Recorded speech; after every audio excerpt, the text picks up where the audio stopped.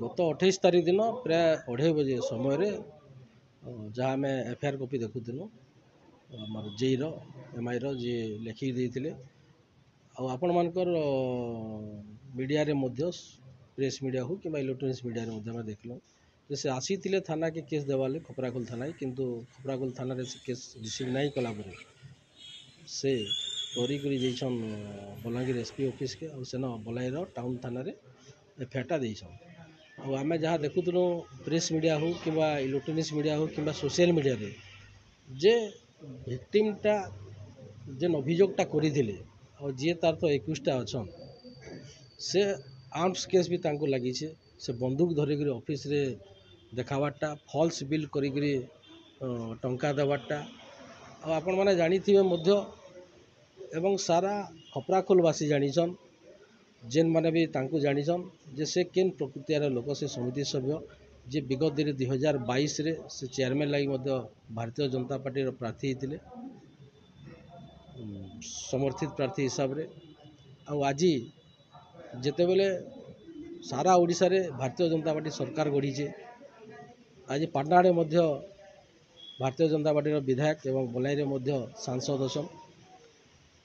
से तांकर अति घनिष्ठ खपराखोल ब्लॉक रो कहमा मुख्य मंग धरवा लोग समिति सभ्य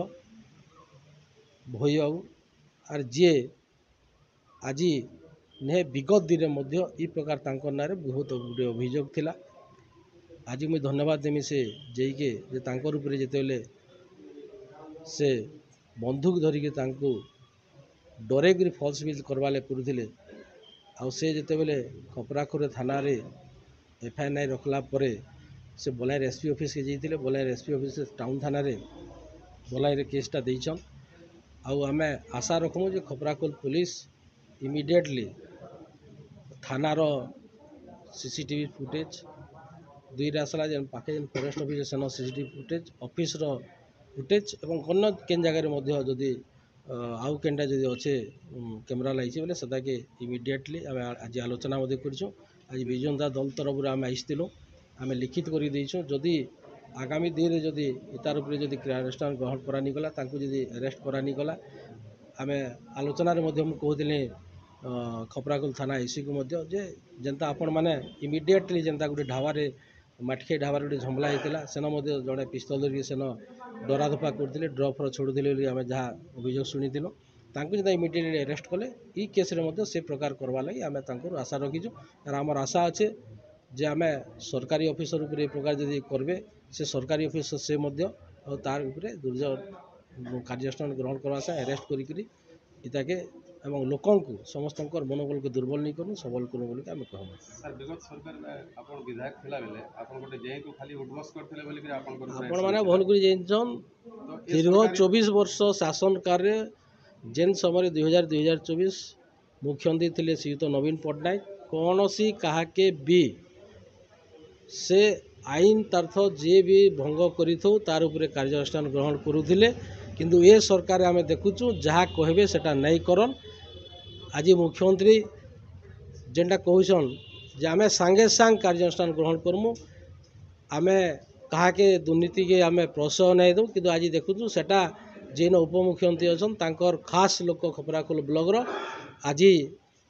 गोटे दुखद घटना विगत दिन रही 28 तारीख दिन जे गोटे सरकारी ऑफिसर फॉल्स बिल करवार रे खपराखोल भलिया जगार से जगार आज गोटे जेकर ऑफिस भितर माड़ मारबार संगे पिस्तल देखई ताके पिटिक रक्ताक्त करी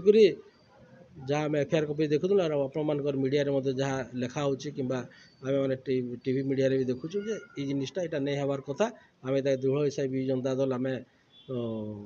इतार उपरे कार्यानुष्ठान ग्रहण जदि करानी जा आगामी दिन में आम बाध्य होकर थाना घेराव करवार संगे संगे खपराखोल आम बलाईर एसपी दरकार पड़े आम डीजी पाके जाकर आम अभियोग तो लेखिक देचु आम देदेमु एवं पठेदेमु आम सेनके जाकर गोटे टीम भलिया जाकर आम आगे बढ़मु आम लोक सांगे अच्छु सांगे रहमु सब बेले विजु जनता दल लोक सांगे रही काम करें भल हो मंद हो सब जगह ठिया उठीचे आम सब बेले सब जगह ठिया उठिक रहमु सर आगामी दिन में अधिवेशन अच्छे तार पे प्रसंगटा पड़ो कि देखो आज तो आम जेहेतु आम देखल आपण मान जरिया जे घटनाटा होचे